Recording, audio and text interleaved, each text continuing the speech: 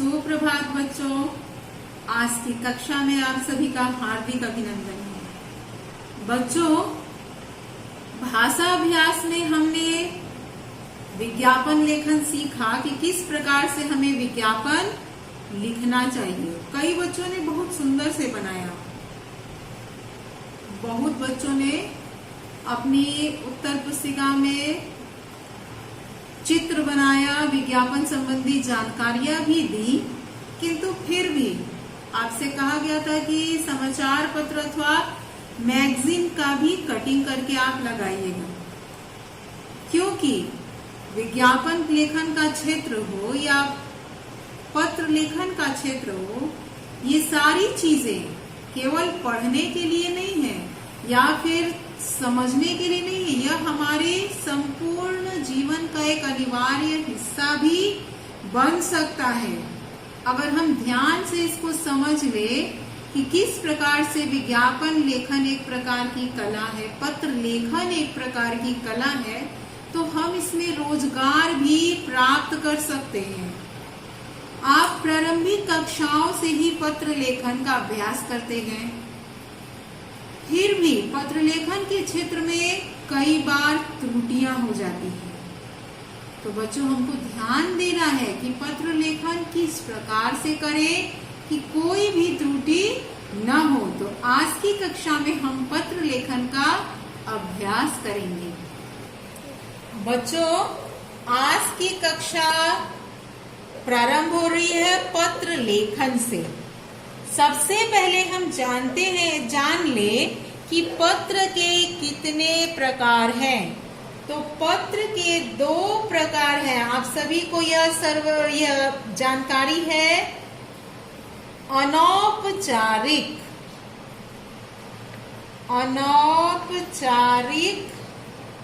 पत्र। अनौपचारिक, इस पत्र के अंतर्गत कौन कौन से पत्र आते हैं आपको पता है? इस पत्र के अंतर्गत अपने मित्रों, रिश्तेदारों,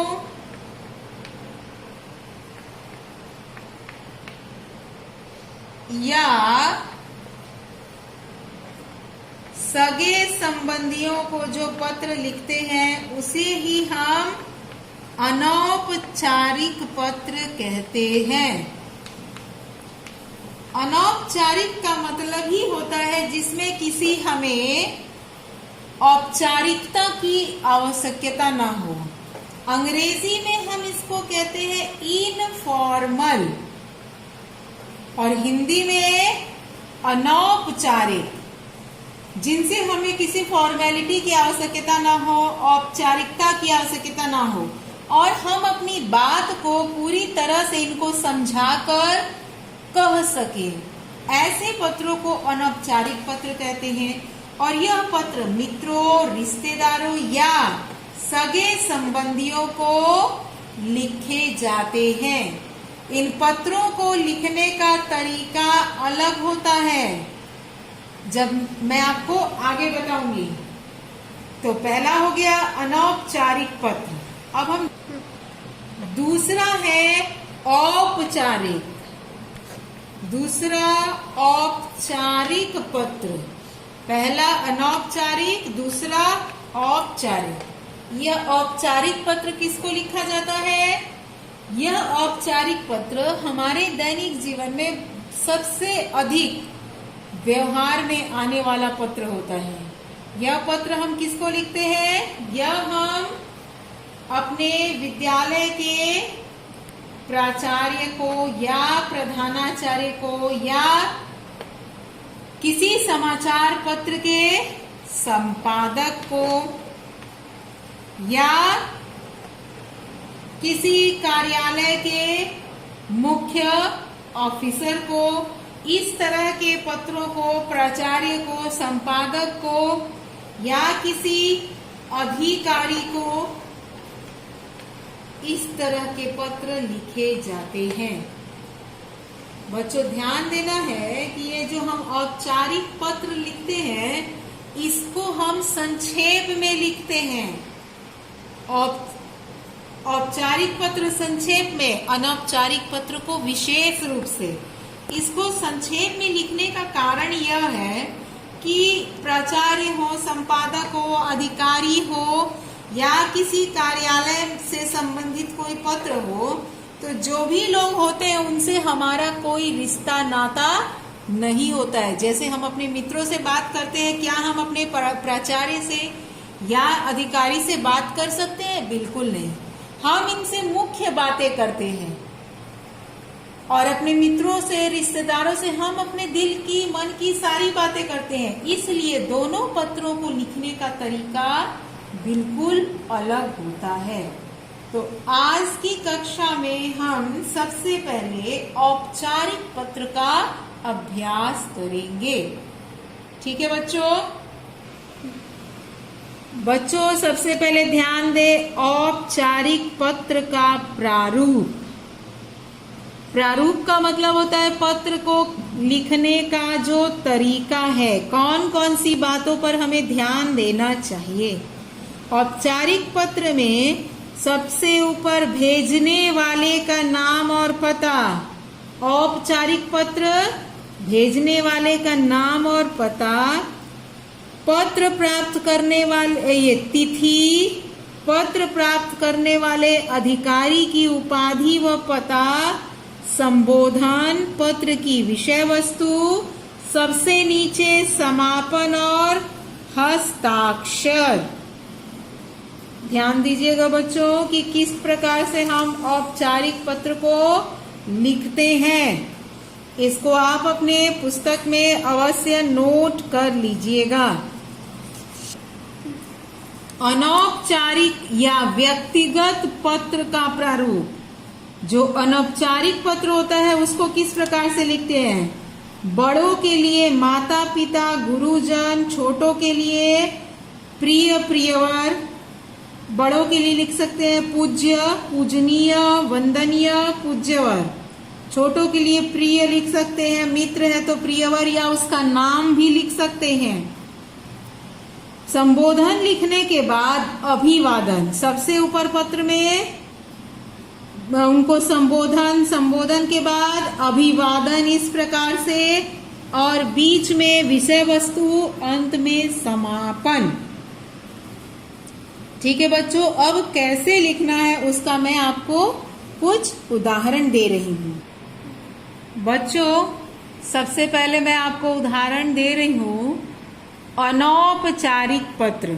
अनौपचारिक पत्र मित्रों को लिखते हैं, रिश्तेदारों को लिखते हैं, सगे संबंधियों को लिखते हैं। तो उसका उदाहरण देखिए किस प्रकार से। सबसे ऊपर में आप देखिए यहाँ पर पता है। यह पता होता है जो कि पत्र लिखता है। जैसे मैं पत्र लिख रही हूँ तो ऊपर में मेरे घर का पता और दिनांक। ध्यान दीजिएगा, ऊपर पता और दिनांक, नीचे मित्र का नाम, मधुर स्मृति। मधुर स्मृति का मतलब कि मित्र की मधुर याद में। अब इसके बाद हम बीच में लिखेंगे विषय वस्तु। ये लिखने के बाद माता पिता को बधाई, प्रणाम, शुभकामना, और सबसे नीचे में अपना नाम। अब दूसरा पत्र देखिए कि इस प्रकार से भी पत्र लिखा जाता है। छोटे भाई को सत्संगति का महत्व बताते हुए पत्र लिखिए। बच्चों, यहाँ ऊपर में आपको दिखेगा परीक्षा भवन। जब हम परीक्षा हॉल से पत्र लिखते हैं या अपना पता नहीं लिखना चाहते हैं, तब ऊपर में पूरा पता न लिखते हुए परीक्षा भवन, स्थान का नाम, दिनांक, नीचे भाई, उसको आशीर्वाद, और पत्र की विषय वस्तु है सत्संगति का महत्व बताते हुए। तो जो भी भाई को बताना है सत्संगति से संबंधित वो सारी बातें। और नीचे के पैराग्राफ में देखिए कि माता पिता को प्रणाम या फिर कोई दूसरी बात, और शुभकामना, आशीर्वाद, और सबसे नीचे अपना नाम। ये कौन सा पत्र था? ये अनौपचारिक पत्र था। अब हम औपचारिक पत्र को देखेंगे। बच्चों, अब है औपचारिक पत्र के उदाहरण। अपने क्षेत्र में अपराधों की सूचना देते हुए समाचार पत्र के संपादक को पत्र लिखिए। सबसे ऊपर में देखिए पता है, ये किसका पता है?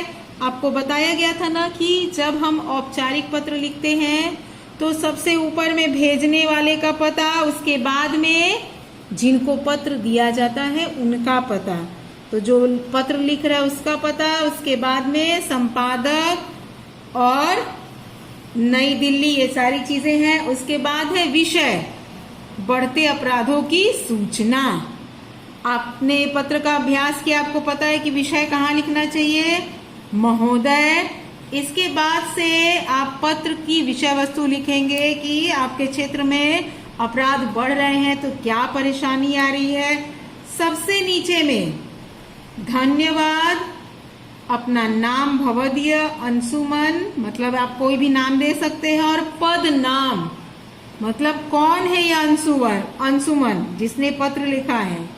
ठीक है बच्चों, अब आपको मैं दूसरा पत्र दिखा रही हूँ। यहाँ पर देखिए यह जो पत्र लिखा गया, यह समाचार पत्र के संपादक को लिखा गया है।